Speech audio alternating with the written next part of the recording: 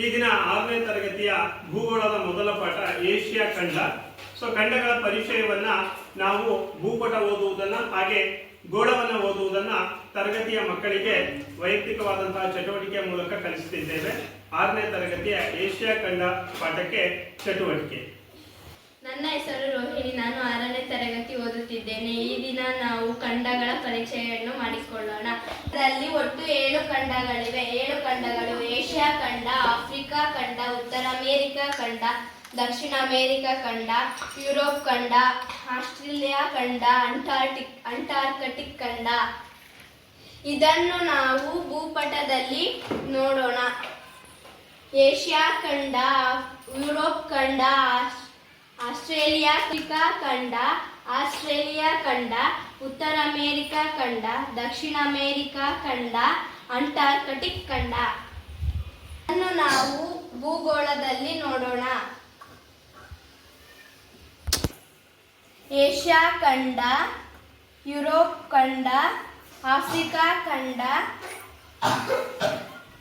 ಉತ್ತರ ಅಮೇರಿಕಾ ಖಂಡ, ದಕ್ಷಿಣ ಅಮೇರಿಕಾ ಖಂಡ, ಆಸ್ಟ್ರೇಲಿಯಾ ಖಂಡ, ಧ್ರುವದಲ್ಲಿ ಅಂಟಾರ್ಟಿಕಾ ಖಂಡ.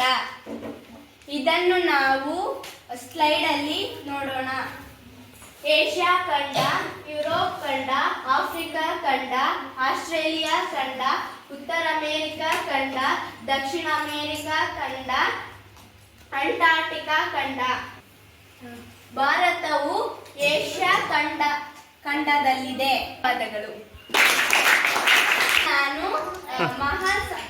ಒಟ್ಟು 4 ಮಹಾಸಾಗರಗಳಿವೆ. ಅವು ಯಾವುವು ಎಂದರೆ ಪೆಸಿಫಿಕ್ ಮಹಾಸಾಗರ, ಅಟ್ಲಾಂಟಿಕ್ ಮಹಾಸಾಗರ, ಹಿಂದೂ ಮಹಾಸಾಗರ, ಆರ್ಕಟಿಕ್ ಮಹಾಸಾಗರ.